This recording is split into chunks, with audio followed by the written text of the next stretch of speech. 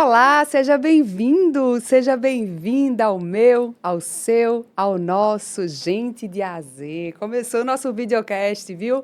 Você já sabe que é hora da gente aprender coisas novas, trazer assuntos legais, conhecer pessoas inspiradoras. Se você ainda não é inscrito aqui no canal, se inscreve, ativa o sininho, fica conectado com a gente para acompanhar essas histórias tão boas. Para quem não me conhece ainda, meu nome é Angélica, Angélica Zenite, eu sou atriz, jornalista e apresentadora desse espaço aqui maravilhoso, esse cantinho que foi criado para a gente. Bom, o assunto hoje é especialíssimo, viu? Principalmente por causa desse verão. Quem aqui não curte uma praia? Pegar aquele sol. É bom demais, né, minha gente? Mas a gente não pode abrir mão aí dos cuidados com a pele, com a saúde da pele, saúde das unhas, saúde do cabelo. Tem tanta coisa dentro desse universo para nos ajudar a entender sobre isso.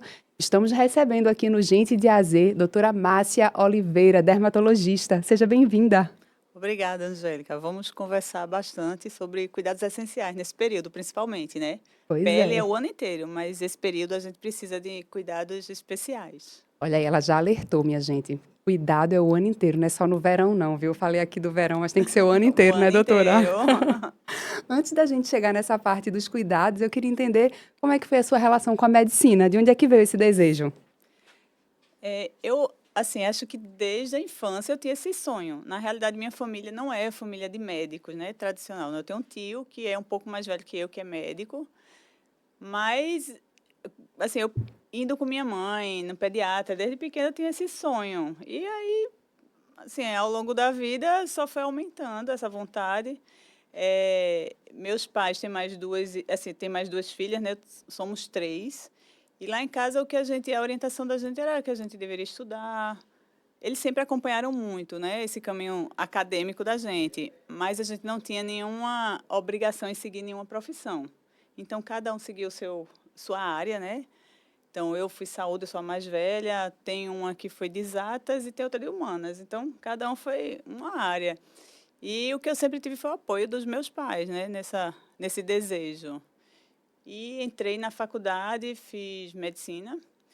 E é engraçado porque eu não entrei assim com o desejo de fazer uma especialidade médica, né? Eu queria ser médica, eu não sabia ainda onde é que eu ia me encontrar. E cada período eu vivenciava assim uma experiência nova e me identificava com a coisa, né? Então, é anatomia, é patologia, é anestesia, farmacologia, aí vieram as clínicas. E gostei muito de clínica médica, mas também de cirurgia, procedimento. E na época, a gente fazia dermatologia no nono período. Hoje em dia já o currículo já reformulou bastante. E aí era no final do curso. E eu me encantei com a dermatologia, né? Eu acho que eu vi na dermatologia uma oportunidade de desenvolver a medicina da forma que eu acredito, né? Então, eu reuni ali naquela especialidade coisas que eu gostava, que eu já vinha vivenciando na faculdade, que me identificava e que eu poderia colocar em prática. Então, quando eu passei no nono período, disse, não, é isso aqui que eu quero. E aí, assim, veio depois, né, a formação na dermatologia. E é apaixonada por essa área, né? Sou muito apaixonada, então assim, me identifico bastante. Vejo a dermatologia de uma forma integrada, né? Acho que a gente tem que ver. Hoje a gente tem muito assim, a dermatologia vem muito em voga por conta da questão da estética, mas eu vejo que além disso, né, a gente tem o paciente, tem doenças sérias também na dermatologia. E essa questão de comprometer muito a qualidade de vida das pessoas. Então, às vezes, pode não parecer uma queixa para um paciente, mas, sei lá, um adolescente que tem uma erupção aqui na forma, uma espinha. Mas, assim, chega o outro e diz, não, isso é besteira. Não é. Então, você tem que entender como é que aquilo impacta na vida daquela pessoa. Então, é a questão estética, né? Tem a questão da saúde. Gosto muito também dessa parte dos procedimentos, das cirurgias. Sou apaixonada por cabelos e unhas, né? Então, é uma área que eu amo de paixão, assim, é uma paixão minha mesmo, amo de paixão. E é isso, eu procuro fazer na dermatologia, ver a pessoa de uma forma integrada, sabe? Perfeito. Eu estava imaginando aqui, não sei se esse meu comentário ele já está ultrapassado, Ah, mas antigamente o acesso ao dermatologista era algo mais difícil no sistema de saúde, isso. né, Uhum, público. uhum. Estava mais no universo privado. Às vezes a pessoa tinha um problema ali, por exemplo, de acne ou de outras coisas, e não era atendido por um especialista. Normalmente era o clínico Isso. geral que fazia esse atendimento. Isso ainda existe, doutora? Hoje a gente tem uma organização do serviço de saúde público de forma que você tem serviços especializados em dermatologia, né? Então, tem algumas unidades de atendimento que têm assistência dermatológica. E eu sou de um hospital público, né? Eu trabalho em 2 hospitais públicos, mas são hospitais de nível terciário. Então, para você chegar no hospital de nível terciário, você tem que ser encaminhado realmente. E ainda tem muita dificuldade, sabe? Assim, a população realmente tem muita dificuldade. Acho que muitas vezes a gente acaba atendendo casos mais avançados por conta dessa dificuldade do acesso. Ainda Perfeito. existe. Eu acho que hoje é muito mais organizado, assim, no sentido de atender a população em geral, porque a gente tem especialistas, assim, no atendimento primário também, sabe? Assim, Uhum. nas unidades de assistência básica. Mas, se você precisa de um tratamento, assim, um paciente que tem uma psoríase mais grave, por exemplo, você precisa de encaminhar para um serviço que tem um atendimento terciário. Perfeito. E a porta de entrada, minha gente, é o posto de saúde, aquele posto Isso. que está lá no seu bairro. Você precisa ter esse acesso primeiro para que esse clínico faça esse encaminhamento quando necessário. Vamos falar Isso. das suas especialidades. Especialista em unhas, em Unhas tricologia. e Explica pra gente o que é cabelo. isso. Hoje, eu acho que, assim, quando a gente fala de pele, né, de dermatologia, a gente tem que entender que a pele é esse instrumento, né, que a gente tem que vai desde a pontinha do pé até o fiozinho do cabelo. Então, assim, é o maior O órgão do maior corpo órgão do corpo humano, né? humano. E aí a gente reúne isso como órgão por quê? Porque é uma estrutura que tem vaso, que tem nervo, que tem hormônio e tem uma funcionalidade. E além da pele, você tem as mucosas, né? A boca, a região genital, você tem região de mucosa também, que o dermatologista também cuida. E você tem os anexos, que você fala de cabelo e unhas. E aí, muitas vezes, essas áreas não são associadas à dermatologia, né? Nem o cabelo, nem a unha. E aí, quando eu falo, não, é uma área minha de atuação, uma área que eu gosto muito, aí as pessoas até estranham. Mas se a gente pensa assim, por exemplo, queda de cabelo, que a gente chama como alopécia. Alopécia é uma doença. Ela está lá no livro do CID, né? No CID, que é o Código Internacional de Doenças. Então, a gente tem um CID. Se tem um CID, é uma doença, tem que ser tratada por um médico. Então, quem é o médico que trata? É o dermatologista. E aí tem um problema no couro cabeludo, é o dermatologista. Tem um problema no cabelo, o dermatologista também. Ele é capacitado para atender. Então, tem uma queda de cabelo. Toda queda de cabelo é a mesma coisa? Não. A gente tem vários tipos de queda de cabelo. E para tratar, você tem que diagnosticar.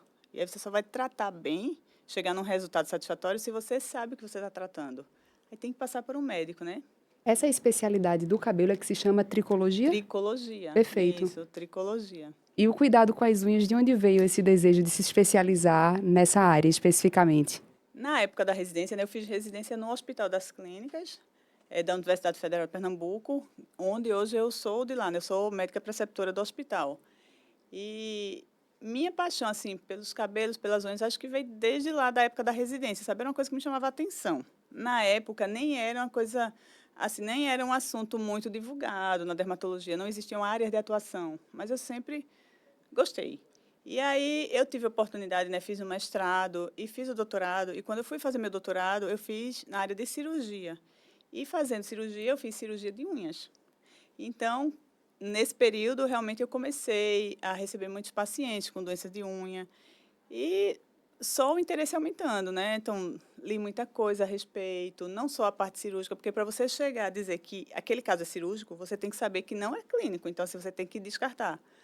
E acabei me interessando bastante. E se a gente normalmente a gente vê a unha como um anexo que não teria tanta importância, né? Mas quando a gente pensa a unha, na dermatologia a gente entende como um aparelho, a gente chama de aparelho ungueal.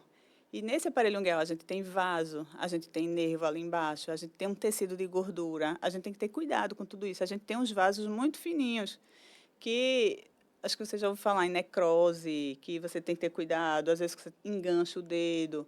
Tudo isso porque aquele tecido ali é muito delicado e pode sofrer realmente. Então, esse aparelho precisa ser cuidado. E, do contrário que se pensa, que muitas vezes toda doença de unha se pensa que é fungo de unha, não é. Então, a gente tem várias outras doenças. Uma unha tem doença infecciosa, que é, no caso, os fungos. As bactérias podem dar doença de unha. Mas a gente tem doenças inflamatórias da unha, por exemplo, psoríase. Você pode ter psoríase só de unha. Olha só.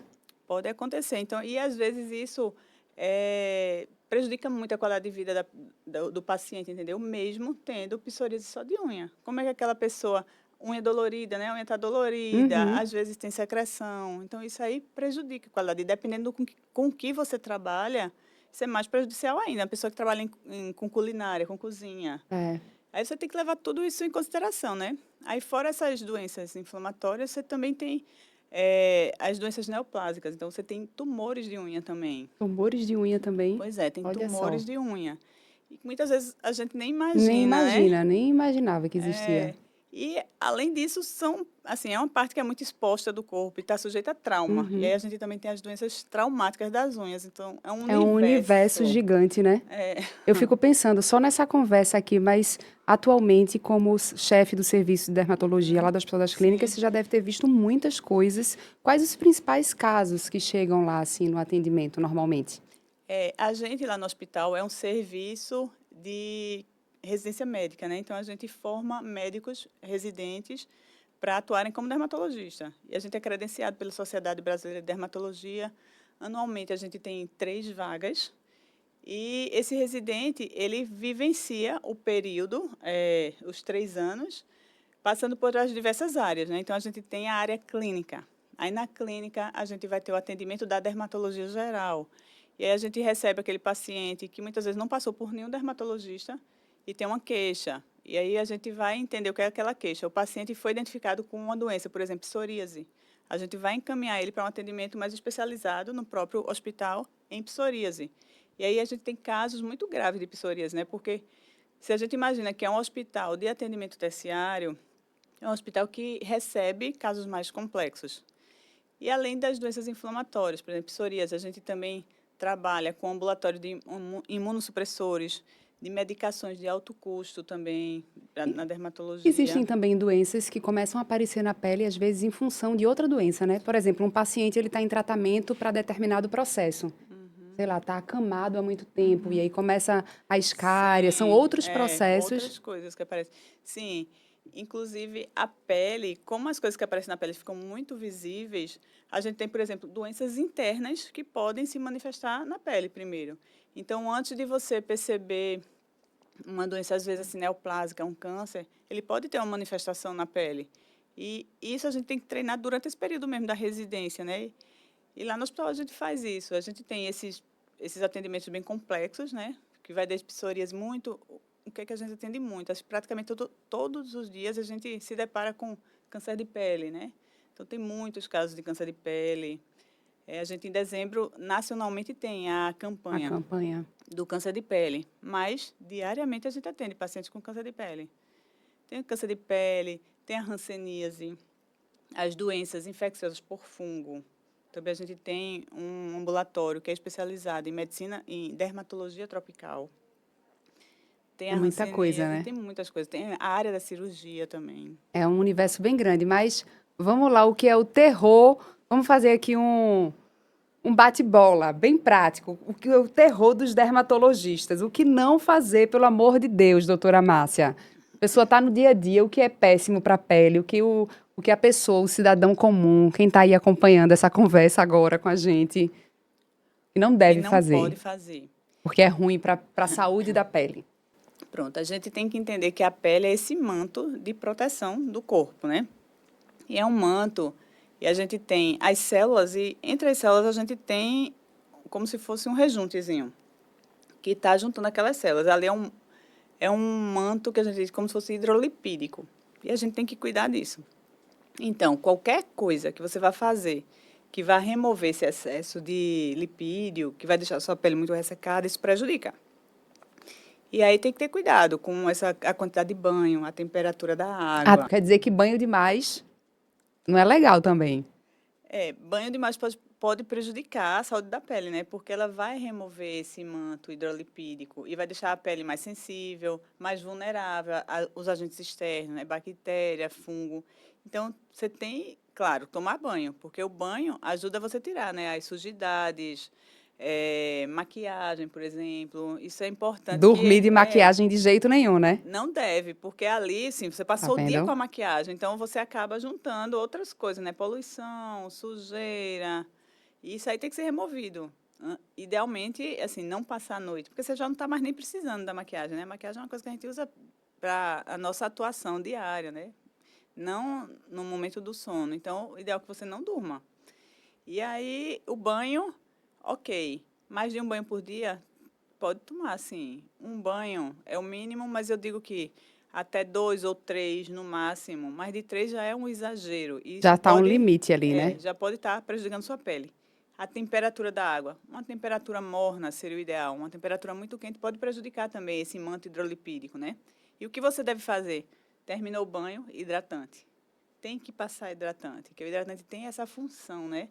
De repor esse manto hidrolipídico. É muito importante. Falando em hidratante, a gente vai chegar numa pauta agora que tenho certeza, quando a gente pensa em produto de dermatologia, pensa logo no bolso. É Eita. tudo caro. Tem como a É, gente usar bons produtos sem ser caríssimos? hoje em dia, eu acho que a gente tem uma gama de produtos, né? A farmácia, que tem de todo preço. Então, o importante é a gente observar a substância que tem ali naquele produto e para o que você está querendo usar, né? O que você está querendo, qual é o seu objetivo. Então, eu digo, tem essa coisa do skincare, nessa onda do skincare. Qual é o principal skincare? Protetor solar. Então, protetor solar é o básico do skincare. Segunda coisa, o hidratante. Foi o que a gente já falou. Terceira coisa, banho, cuidado com o banho. Então, skincare é o quê? Cuidado com a pele. Então, seria o básico. Qual é o quarto passo? Procure um dermatologista. O dermatologista ele vai avaliar sua pele e aí vai identificar o que é que você está precisando. Então, é uma vitamina C. Dentre os produtos que você tem vitamina C, então tem dos mais baratos aos mais caros. E aí, cabe ao seu dermatologista lhe orientar, né, de acordo com o que é que você está podendo comprar, o que é que você precisa realmente, porque às vezes a gente vê que tem alguns produtos que vêm tantas substâncias ali que você não está, sua pele nem está precisando daquilo tudo, né? Às vezes até pode irritar, né, dar uma alergia, e na realidade você só estava precisando de uma coisa que tem ali, era um antioxidante. Então, você consegue fazer um skincare de uma forma mais consciente, né? E usar realmente o que você está precisando, o que é que sua pele precisa. Essa onda de skincare é bem interessante, que hoje você entra nas lojas de maquiagens, lojas de bairro, e você vê ali vários mousses para Isso. limpeza de pele. E eu olho aqui e disse, meu Deus, o que é que tem aí dentro? É. Que não, porque retira, derrete a maquiagem. Eu fico só pensando que aquilo ali, a composição daquilo, né, para o Pode ter, rosto, o né? que pode ter. É importante a gente observar se tem registro da Anvisa também, né? Se esses produtos têm registro da Anvisa, porque dá uma segurança para a gente utilizar, né? Como a questão das maquiagens também, né? Maquiagem, ver se está na validade, porque às vezes assim, pronto, maquiagem de carnaval, a gente compra, só vai usar no carnaval ano que vem. Aí é bom dar uma olhada, às vezes pode estar mofada, né? Dependendo de como você guarda, onde você guarda, se o lugar é mais Verdade. úmido. Então tem que observar essas pequenas É. coisinhas. Nessa onda de praia de verão, qual a hora exata da gente passar o protetor? Sei que protetor solar a gente tem que passar sempre, né, doutora Márcia? Não é só quando vai à praia, não. Porque essa luz, a luz do celular, ela também pode queimar ali o rosto. Mas assim, vou à praia. Quanto tempo antes de ir à praia eu preciso passar o protetor? Quanto tempo eu preciso repor? Assim, é importante a gente falar isso, né? Protetor solar a gente tem que usar todo dia. Todo dia a gente se expõe. Se você sai de casa, você já tem uma certa exposição. E aí você vai escolher qual protetor que você vai usar diariamente. Se precisa realmente aquela quantidade no corpo todo, depende muito da sua exposição. Agora, claro, se vai à praia, você está entendendo que você vai ficar com a maior área do corpo descoberta. Nesse momento, você realmente precisa de uma quantidade maior e ser mais cuidadoso, né? Tanto com o fator de proteção, a extensão, como é que você vai passar e a reaplicação. Então, no mínimo, o que a gente orienta é que seja um protetor que tenha um FPS acima de 30, Acima de 30? acima de 30. Isso para praia ou para uso diário. Claro que tem casos que a gente vai precisar dar uma atenção maior. Por exemplo, a pessoa tem uma pele muito manchada, tem melasma, né? Melasma é uma doença da pele que é ativada pelo sol. Então, se a pessoa tem melasma, ela provavelmente deve usar um protetor que tenha uma proteção mais alta, porque aquilo ali, ela sabe que qualquer radiação para ela vai estar piorando aquela doença dela de pele. Mas, em geral, um protetor com FPS acima de 30 Já tá resolve. ok. É mito ou verdade que a partir de um determinado tipo de proteção já não tem mais efeito? Eu já li isso em algum canto. Que as pessoas diziam assim, protetor solar, fator, sei lá, 70, 80 é a mesma coisa, o de 30 funciona. Então, a gente, como é que é estabelecido, né? Então, a gente tem esse FPS, ele tem relação com a proteção de radiação UVB. E a gente tem a radiação UVA também. O UVA, ele não é tão... Ele não tem uma padronização assim como o FPS. O FPS é para UVB. O UVA a gente tem que observar lá no frasquinho do protetor solar. É importante que tenha as duas proteções, porque a gente tem radiação UVB e UVA. Essa radiação que a gente se preocupa com o horário, de 9 horas até as 16 horas, é UVB. É a radiação ultravioleta B. O ultravioleta A, ele passa durante o tempo todo. Então, um protetor que tem só UVB, ele é bom? Não. Ele vai ter que ter tanto proteção UVB, que é o FPS, quanto UVA. E o UVA você tem que ver ali. E como é que você vê? Ele coloca proteção UVA ou bota umas cruzes, tantos UVAs. Aí isso é importante você observar, não só o FPS. E como é que você vai escolher o que é que você vai observar mais, né? Quando é que você tá escolhendo? Às vezes, a cosmética. Se você está usando um protetor para o rosto, é importante que tenha uma cosmética agradável. Porque você não vai usar um protetor que tenha uma cosmética pesada. Então, você tem que avaliar o que é que aquela pessoa está usando. Hoje em dia, a gente tem muitos protetores solares. E a gente pode usar bastão, tem spray, tem creme, tem gel creme. A oferta tá grande, né? E aí tem a questão dos valores também. Eu, assim, gostaria muito que o protetor solar fosse muito mais acessível. Porque a gente precisa realmente. Então, você sai de casa, você já está se expondo. Você vai para a praia, a exposição é muito maior. E a gente vê que, às vezes, o preço é proibitivo, né? E as pessoas acham muito caro, acabam não comprando e não usam. E não usam. E aí a gente tem que lembrar também das medidas físicas de proteção. Chapéu, óculos escuros, a gente tem aquelas roupas que tem aquele tecido Proteção de UV, né? proteção UV. E são coisas que, para a criança, é muito interessante também, né? Que aplicar protetor solar em criança, muitas vezes, é um desafio. E aí você passa, a criança correu, entrou no mar, entrou na piscina, aí tem que reaplicar. Coloca aquela camiseta UV, já resolve. ajuda bastante, isso. E uma coisa também muito importante, né? Água. Água! Sempre. Pele hidratada, né, doutora pele Márcia? hidratada, sempre. A gente tá aqui com a nossa, né? Sempre, água. Eu bebo muita água, minha gente. Adoro água. Tem que tomar. A gente já está se encaminhando para o fim do nosso bate-papo. Cuidado com a pele é sempre esse assunto assim extenso, uma gama de possibilidades, mas mais importante aqui nessa conversa é a gente despertar a consciência para que você cuide da sua pele, para que o prejuízo não venha, né, no futuro. Você não esteja aí com complicações para serem resolvidas que tem como ser amenizado até você se livrar disso usando protetor solar, bebendo água, se cuidando, né, doutora Márcia?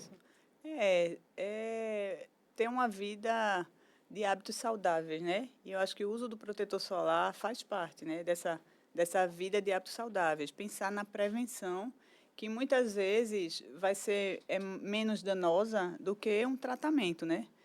Um tratamento de uma cicatriz, muitas vezes não vai ficar, sua pele não vai recuperar a saúde de antes. Então, vamos prevenir um tratamento de um câncer de pele, né? Você pode ser preciso que passe por uma cirurgia. Vamos prevenir, então, protetor solar é importante, é importantíssimo para a questão do câncer de pele. E, além de que, se você pensa em skincare, é um item fundamental. É o item fundamental. Se alimentar bem também, né? Se alimentar bem, isso, procurar alimentos saudáveis, a origem do alimento também, a gente tem que ter todo esse cuidado. A água é bastante importante, né? Para você hidratar a pele, você tem que estar se hidratando, né?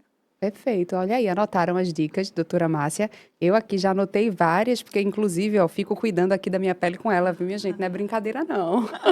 Tem que cuidar. Vamos embora. Doutora Márcia, muito obrigada. Obrigada, Angélica. Foi ótimo. Obrigada a você que nos acompanhou aqui nesse bate-papo. Espero que tenha te ajudado aí a te inspirar a cuidar da sua pele. Aproveita, manda esse vídeo para todo mundo que você sabe que precisa dessas informações Mais uma vez, se inscreve no canal, ativa o sininho. Tchau, tchau e até o próximo episódio.